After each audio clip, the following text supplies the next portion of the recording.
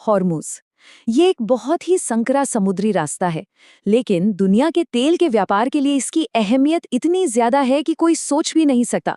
मतलब जो इसे कंट्रोल करता है वो एक तरह से दुनिया की पूरी इकोनॉमी पर असर डाल सकता है। तो ट्रंप का प्लान बहुत सीधा था। ईरान के जहाज रोको, उसे आर्थिक रूप से बर्बाद कर दो। उन्हें ये भी लग रहा था कि ईरान की नेवी तो अब खत्म हो चुकी है, लेकिन ये उनकी बहुत बड़ी गलतफहमी थी। ईरान ने न सिर्फ जवाब दिया, बल्कि पूरा का पूरा खेल ही पलट दिया।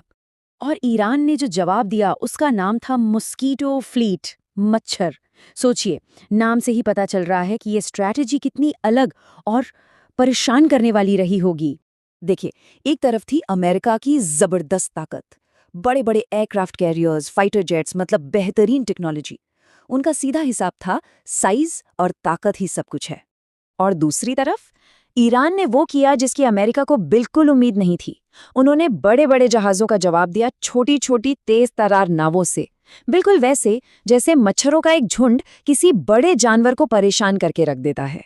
तो ये मॉस्कीटो फ्लीट आखिर काम कैसे करती है? ये छोटी छोटी नावें ईरान की रेवोल्यूशनरी गार्ड कॉर्प्स चलाती हैं। ये इतनी तेज और इतनी छोटी हैं कि बड़े जहाज़ों के रडार या हथियार इन्हें पकड़ ही नहीं पाते। ये अचानक से किनारे की गुफाओं से निकलती हैं, बड़े बड़े ऑयल टैंकरों को घेर लेती हैं और उन पर कब्जा कर लेती हैं। और ये स्ट्रैटेजी इतनी ज्यादा कामयाब रही कि एक फ्रस्ट्रेटेड ट्रंप ने अपने ही नेवी चीफ को नौकरी से निकाल दिया। क्यों? क्योंकि वो इन छोटी छोटी नावों से निपट ही नहीं पा रहे थे। इससे अंदाजा लगाइए कि ये अमेरिका के लिए कितनी बड़ी स्ट्रेटेजिक हार थी। लेकिन कहानी में एक और ट्विस्ट है, पॉलिटिक्स।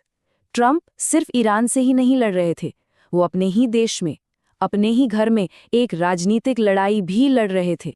अमेरिका में एक कानून है, इसके हिसाब से प्रेसिडेंट बिना कांग्रेस की परमिशन के सिर्फ 60 दिन तक ही कोई मिलिट्री एक्शन ले सकते हैं।